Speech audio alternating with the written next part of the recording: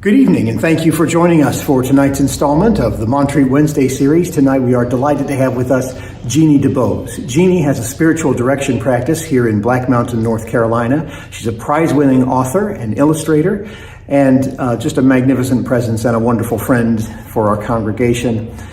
Jeannie graduated from Vanderbilt University. She has a master's in counseling psychology from Georgia State and a certificate in spiritual formation from Columbia Theological Seminary. We are delighted to have her come and join us tonight to be with us and share some of her wisdom with us. Always a great pleasure to welcome Jeannie DuBose.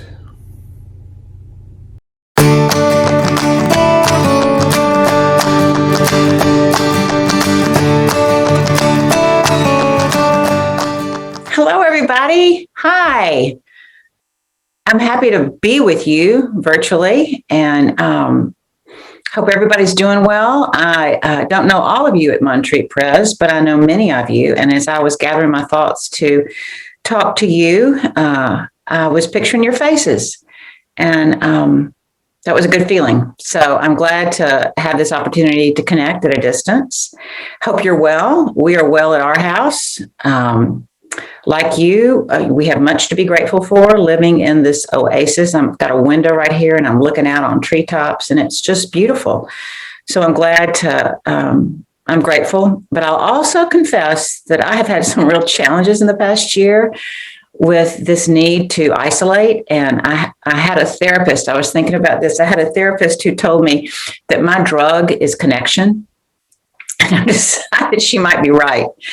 So all this to say, I've missed seeing you, and I look forward to the opportunity for us to gather in person when it's safe.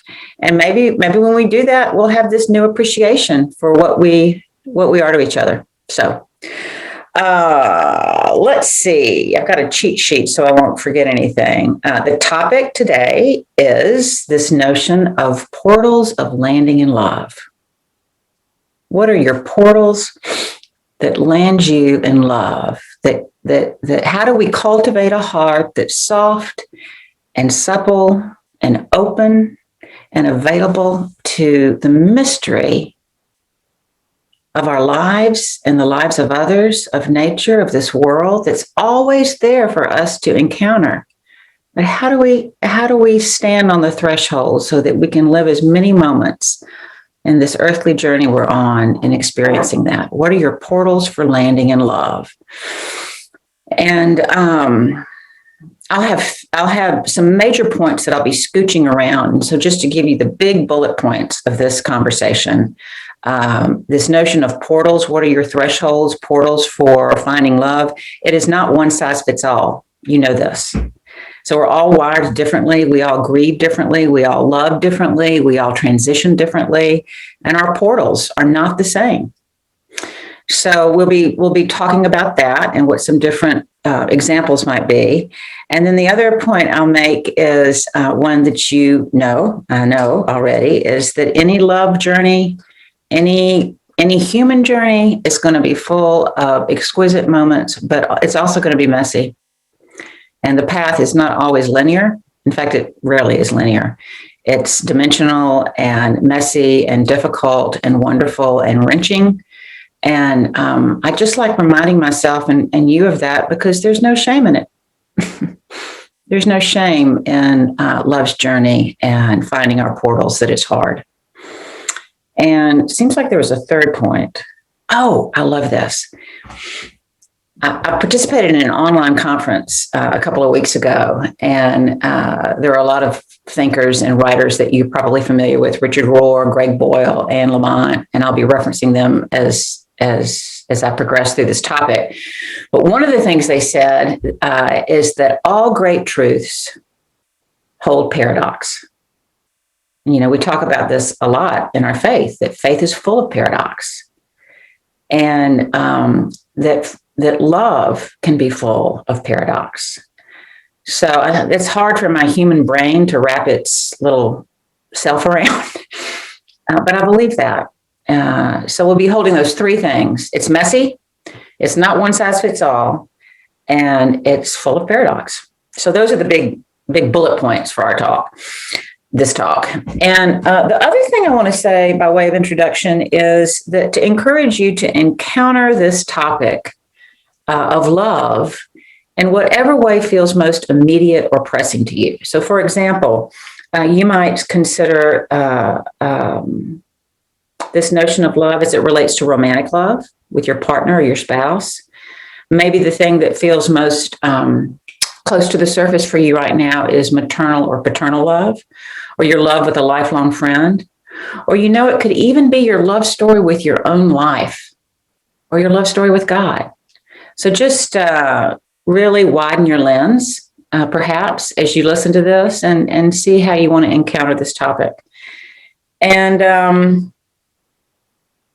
here's the other note I made. I didn't want to forget to say. I was able to tune in to the Montreat Wednesday with Beth and Victor and their discussion about resilience. And I loved it. I loved the whole thing. But 2 points in particular that they made really are very similar to mine. And that was the need for human connection. And then they talked about how we can trust our body to locate what we're feeling. And I'll be talking about that too. Some of you might have heard me use the word body wisdom, to pay attention to the wisdom of our bodies. So I just thought that was sort of synchronistic and nice that the things they happen to talk about are in line with what I'm talking about. And I don't even know them, though I hope I get to meet them. Okay. And then the other thing I want to say before we get into the meat of this talk by way of introduction is just, I think it's always important to acknowledge what lens we're bringing to the conversation when we talk. And so I just wanted to say a couple of things about me and some bias or some core beliefs that I have that affect how I look at this topic. And you may or may not agree with these core beliefs of mine, and that's all right. So see, as I lay them out for you, if in fact you do believe this. One of my core beliefs is that it is in our closest relationships that our best and worst selves are revealed. It's in our closest relationships that our best and worst selves are revealed. That's number one. Let's see if you think you agree with that or not. Number two, it is in those close relationships with our spouse, with our partners, with our lifelong friends, with our children, in the church. It is in those closest relationships that we are offered the lessons we need in order to grow. It's in our closest relationships that we're offered the lessons we need in order to grow. And number three, and this is the kicker, we all resist learning the lessons. We all resist learning the lessons we need in order to grow. We don't want to look at the log in our eye or the board in our eye or the spot on our back that other people can see that we can't see that we're carrying. But of course, that's the way to grow. We have this, I've gone to church for all my life. And it's only been like in the last 20 years that I've woken up to, we have this liturgy and the call to confession every time we worship, to acknowledge our shadow, our sin, the log in our eye. And again, there's no shame. It's just a condition of being human. There's the paradox. We're all born with a divine spark and we're all born abundantly human. We'll never run out of material to have lessons offered to us in order to grow. And, I want to, so anyway, I don't know if you believe with those things or not. I've got a good friend, just to acknowledge what maybe some of you are thinking. I have a good friend, Lisa, when we were talking about this. We were both happily married, wonderful men, but we were kvetching about the garden variety, issues that come up in marriage. And I said, well, wait a minute, let's think about this. This is an opportunity for you to grow and for me to grow. Let's not just, talk about what we don't like. Let's think about it. She said, I don't want to do that. That's no fun. I'd much rather blame my husband. That's much more easy. So she's kidding, but we know what she means. And it's kind of like Parker Palmer says, the Quaker writer and thinker. He says, no more life lessons. I don't know. I'm tired of personal growth. No more. And then he says, upon further reflection, the older we get, if we're doing it well, the more open we are to receive the lessons that we could not take in when we were young. There's a seasoning and an openness that allows us to learn the things that we just didn't have the capacity to earlier. Okay, so you'll kind of hear those core beliefs in the background as I talk. And then the other thing I want to tell you personally is that my mother, who's 83 in Nashville, where I grew up, has decided that she's moving out of the home that she has lived in for almost 50 years. And we all think it's a great idea. We're all for it. And we're real proud of her that she's doing this. And I and my sister and brother have been back and forth over these last several months, helping her prepare for the move and going through an enormous attic that is full of mementos and photos and keepsakes from 4 generations. It's a huge attic. And my mom just took everything in when my grandparents died. And anyway, a lot of stuff. And also, my father's study and reflecting room that has not been touched since he died 6 years ago. And so what does this have to do with the portals of love? Why am I telling you this? Well, here's what I'll tell you. When I was there 2 times ago, I couldn't stop crying. I was just up in the attic, just sobbing. And I do not have words for my tears. I think it's a good move. I'm glad she's moving. But I don't know. The best I can come, the feeling I had was after you watch an amazing movie that is just so deeply touching, and when it's over, you're crying so hard, and you can't really say why you're crying. And or like if you hear a piece of music that's so beautiful when you're sitting still, perhaps in church or at a memorial service, and you're crying and you can't really put words to it.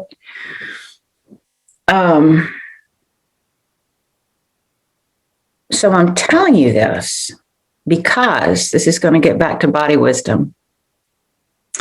And that is that I believe what Frederick Buechner, the theologian, said: pay attention to your tears, especially the unexpected ones.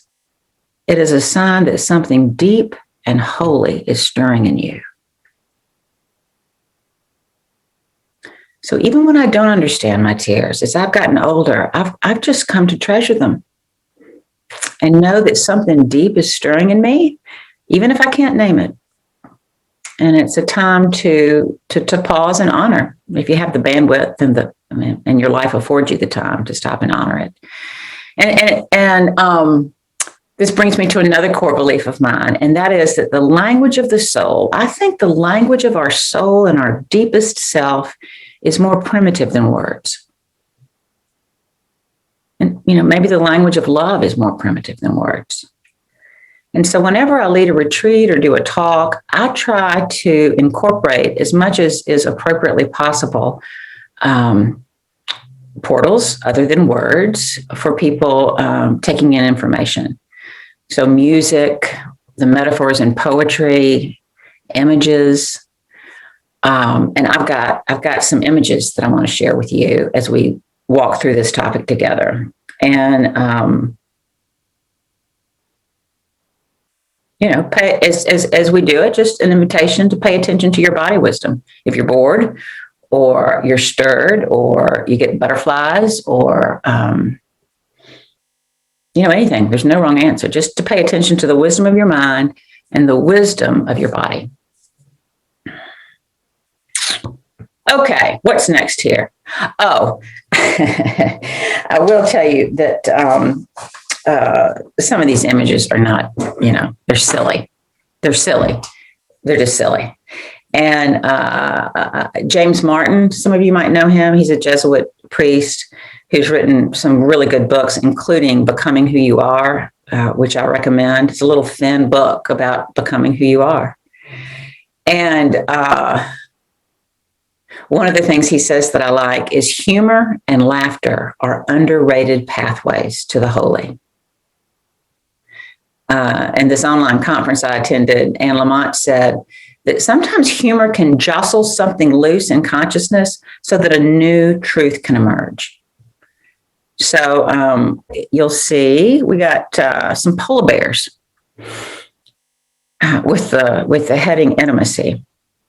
So, as you look at this image, I just invite you to see if you have any associations with it. Your association just might be 3 polar bears, but see if your mind goes anywhere else. My association with this image is twofold. The first is it makes me think of when our oldest child, was born, and my husband and I just did a lot of wallering around with her. We just wallowed around the floor and on Saturday mornings in the bed and on the sofa. At the beach, we would wallow around. I just love that memory. So that's my association. And then the other association I have is a good friend of mine in Atlanta. When she had 2 young children, 2 girls, she consulted a therapist because she was concerned about her capacity for mothering. And she went to talk to a therapist about it. And you know what the therapist's prescription was? He said, "You're doing fine, but here's what you need to do a lot more of. Get down on the floor and play. Just get down on the floor and play with your girls. No agenda. Just play with them." So maybe, I think we Presbyterians take ourselves and our lives and our faith very seriously, and I think that's a good thing. But I think it's also to remember the importance of play as a portal. Maybe you all are, I'm sure many of you are familiar with the work of Brené Brown. She's a sociologist out of Houston who's written many books, including The Gifts of Imperfection. And she's got a relatively new podcast where she interviews a lot of high-profile people called Unlocking Us that you might consider. And she does research on the need for connection, vulnerability, and shame. And her earlier research was on wholehearted living, and she created 10 guideposts for what she considers wholehearted living is. And what that means is in her research, she found that the people who seem to be living lives of resilience and meaning and joy didn't necessarily not have hard things happen to them. Really, they all did, just like anybody, if they lived long enough. But they had cultivated qualities that helped them have a supple heart, soft with love. And anyway, if you want to Google it, you might be interested if you haven't already seen it. It's 10 guideposts for wholehearted living. Anyway, one of them is cultivating wholehearted living means, she suggests, cultivating rest and play, seeing those as really important values to a whole heart-filled life, as opposed to seeing exhaustion as a status symbol, industry and productivity and all that as a status symbol. So next, I want to talk about a man who's done a lot of research and writing on love. His name is Haden Institute. And he has written The Course of Love, On Love. He is the founder of the School of Life. And he has a great podcast as interviewed by Krista Tippett, her On Being, if you're interested in that. On Being with Krista Tippett interviews Haden Institute, Botton. And let's pull up this next slide from him. The quote is, "We seem normal only to those who don't know us very well." I love that. And you I'm going to tell you what you already know. You get close enough to anybody and you understand that there's so many more layers beneath their polished or unpolished surface.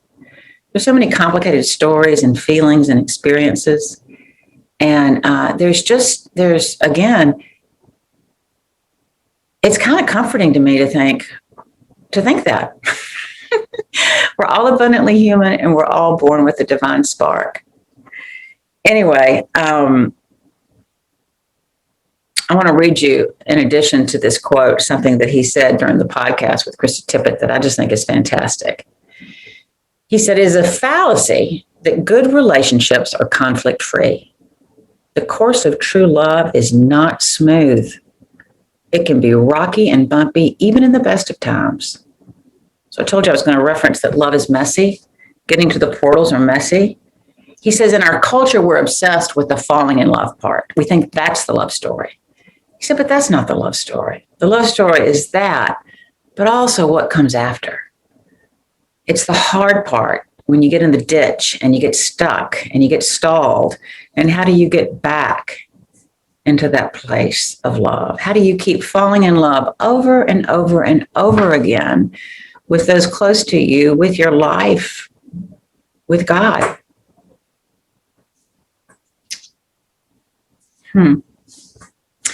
Alain de Botton. Okay, this next one, I love this next cartoon. So let's bring this up and you'll see, yes, I'm assuming this is a couple that's married. I don't know. They look like they maybe have been married for a while. And you can see the woman's in bed and the man is dressed in his cleaning attire. And he is saying to her, "Don't you have any sexual fantasies that don't include me cleaning?" All right, that's a little racy, I know, for a podcast, but a Zoom call. But I don't have a larger point with that. I just thought it was funny. Okay, the next person reference I want to talk about is a woman named Barbara Hall, who's a TV producer and writer who is particularly interested in matters of faith and spirituality. And let's pull up her quote here. She says, "Love is big. It is a bright light, and a bright light casts a big shadow." Love is big. It's a bright light. A bright light casts a big shadow. And this is getting back to the paradox. The more willing we are to acknowledge our shadow, to acknowledge our humanity, the more we can confess that and be willing to see it, the more room it creates in us for that divine spark to shine. Abigail Thomas writes a lot about this. She's a writer of many memoirs, including a book of how to write a memoir. And she says, diving into the darkness makes us lighter. Diving into the darkness makes us lighter. All great truths are paradox. I want to read you a short poem by Rilke. You all know Rilke, I suspect. He is an Austrian poet. This poem is called "Go to the Limits of Your Longing." God speaks to each of us as he makes us, and then he walks with us silently out of the night. These are the words we dimly hear. You, sent out beyond your recall, go to the limits of your longing. Embody me, flare up like a flame and make shadows I can dance in. Let everything happen to you, beauty and terror. Just keep going. No feeling is final. Don't let yourself lose me. Nearby is the country they call life. You will know it by its seriousness. Give me your hand. Isn't it beautiful? Go to the limits of your longing. Flare up like a flame and make big shadows I can move in. No feeling is final. Love is a bright light, and a bright light casts a big shadow. Make shadows I can dance in. I love that. All right, next point about love. I'm going to pull up this next cartoon.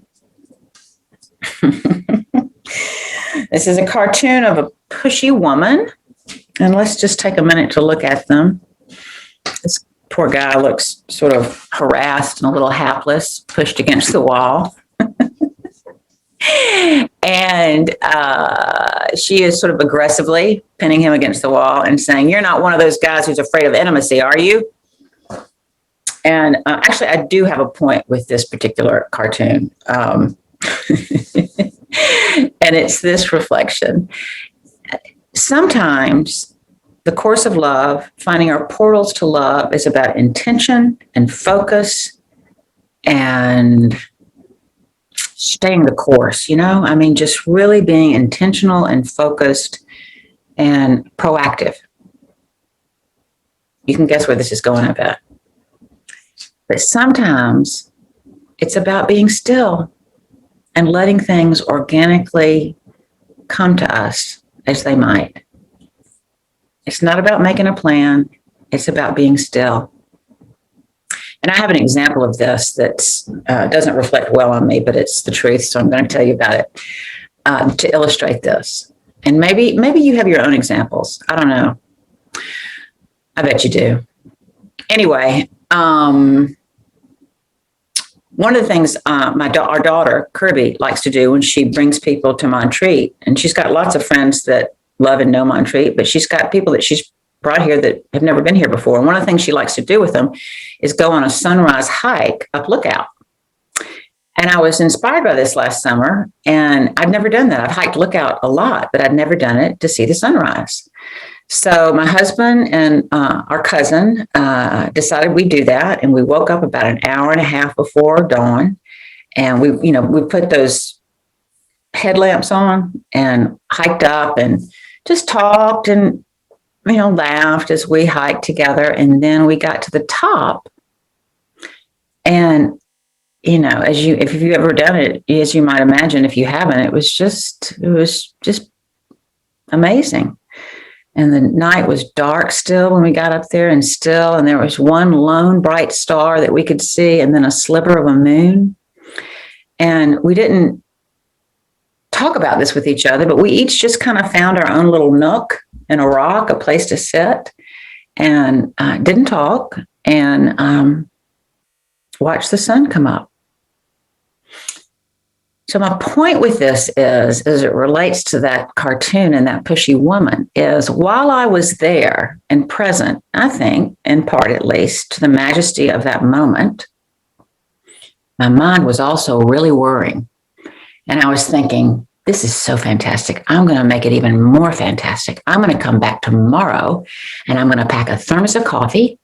Yeah, and I'll pack my journal and my devotional book. Yes, and maybe I'll even bring my phone and play Ashokan Farewell or Claire de Lune and watch the sunrise. Yeah. So anyway, the next morning I get up, and my husband and cousin didn't go. I'm sure they'd already done it once, and it was wonderful. And anyway, so I go back with my backpack, and I climb up there with the headlamp. I get up there to the top, and guess what? It is like a carnival up there. There were like 2 youth groups and a couple of young families with babies in the backpack. There was so much noise and laughter and talking. And the good news about that story is I even had the presence of mind when it was happening to just, think, you cannot maneuver grace. You cannot orchestrate and manage transcendence. It just called out of me a reminder to be present. To be present. I want to read to you. Another poem that's very short. It's by Hafiz. If I'm saying that correctly, I have pronunciation issues.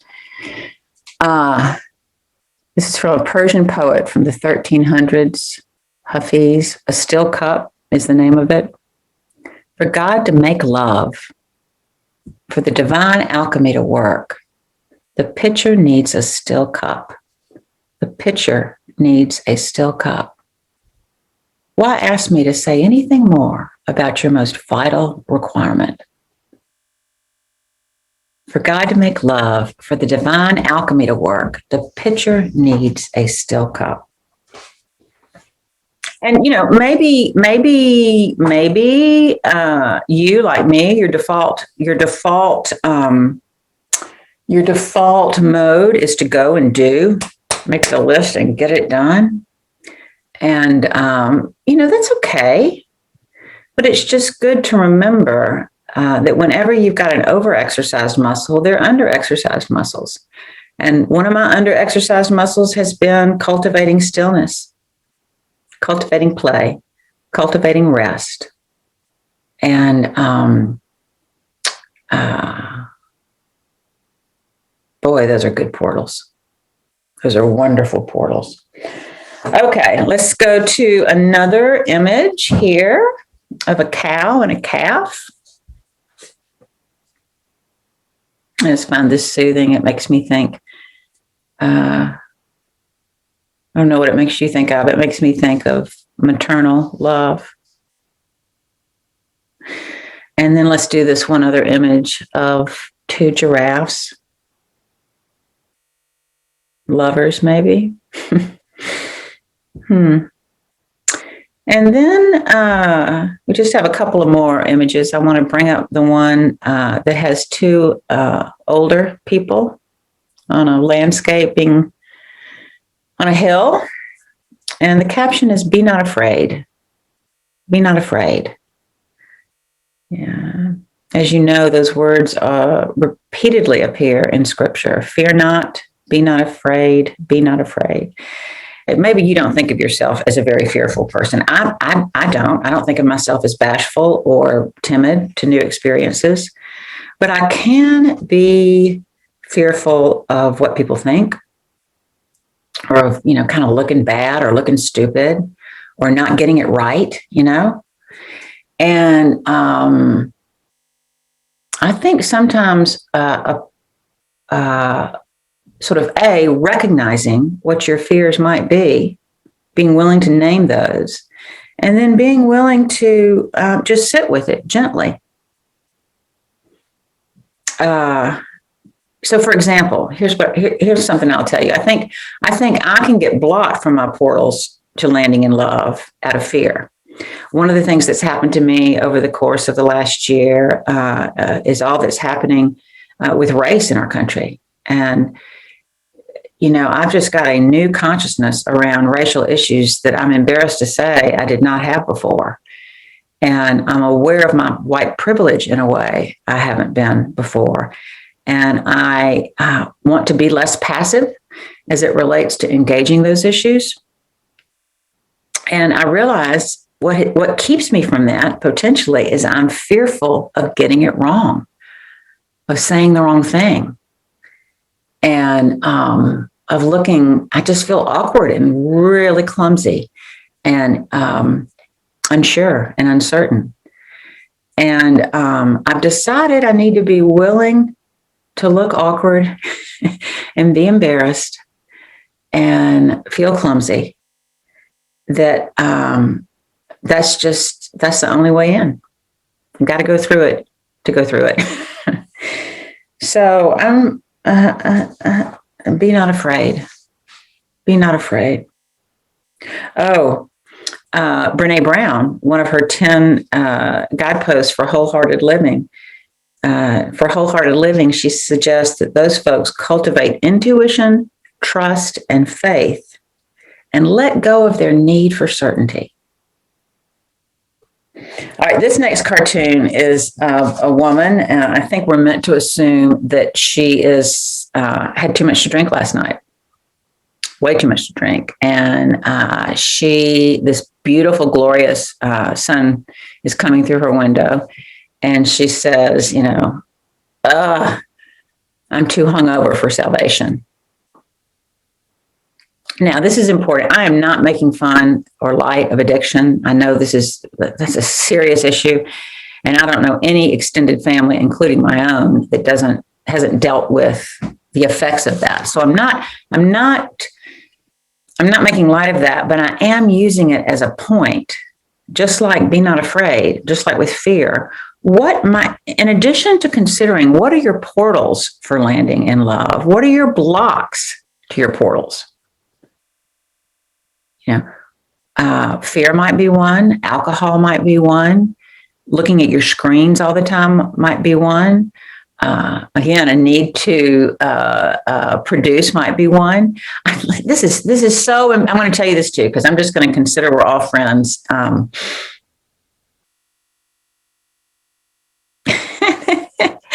Last summer, in the Wall Street Journal, there were 3 Saturday editorials.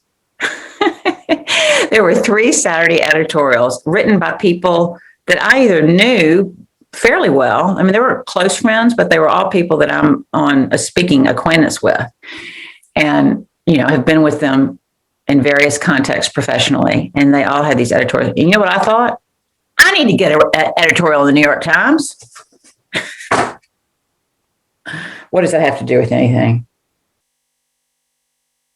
Recognizing your humanity. That is not a portal to divine love.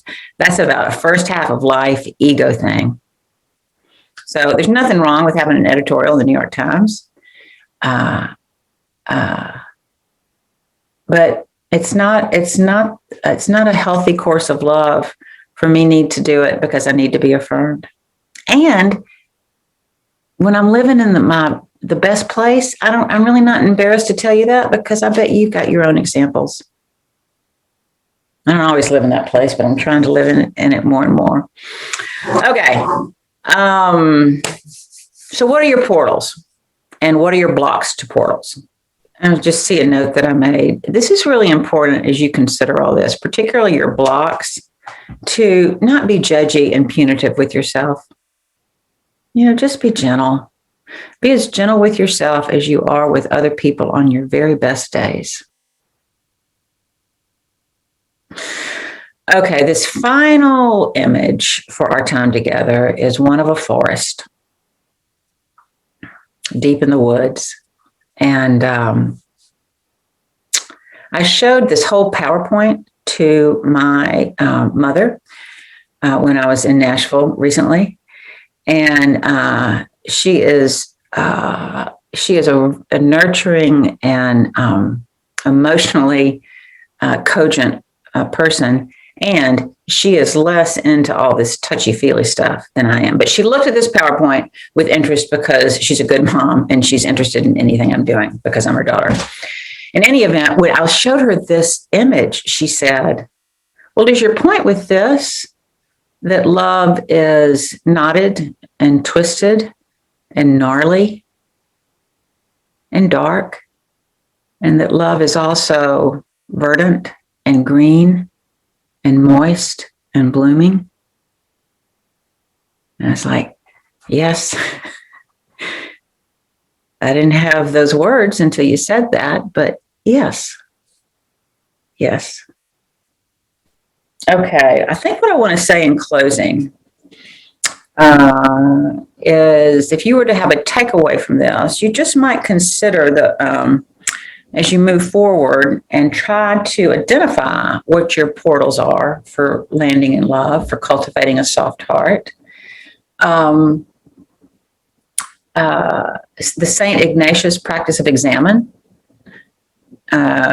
Perhaps you know this, where you make a practice every day of looking back on the day and identifying what was life-giving. When did you feel filled up? When were you able to look with eyes of love on those around you? When did you lose track of time? And then conversely, when in the day did you feel drained and clenched and kept checking your watch to see when whatever was going to be over was over? And if you track those things, you'll often see what your portals are that are life-giving. And there is no wrong answer. The answers are as varied as we are. Playing the drums, sitting in silence, doing yoga, working, retooling the hood of your, underneath the hood of your car, being in conversation with someone who really sees you, listening to music, creating art. It just, the list goes on and on and on and on. So what is life giving to you and what is life draining to you? And then finally, I just want to say, and this is a little heavy, but it's just so good, I've got to say. I just turned 60, and so I know that's not old. I know that's young old, but boy, the older I get, the more I think about when the end might be. And I've been fortunate enough to be on 2 spiritual pilgrimages led by a retired Presbyterian minister who's also a Jungian therapist named Jerry Wright. I went to Iona with my father about 10 years ago. And a couple of years ago, I went on a pilgrimage led by Jerry to Vietnam, Cambodia, and Thailand to study where Jungian psychology and Christianity and Buddhism intersected or didn't. And the question he asked that is worth considering, I think. He said, this was at the beginning of our pilgrimage, just to consider moving forward and through the pilgrimage of our life, knowing death is certain and knowing that the time of death is uncertain. How do you want to spend your time? Knowing death is certain, knowing that the time of death is uncertain. How do you want to spend your days? So I expect if we answered that, the answer would be as varied as we are.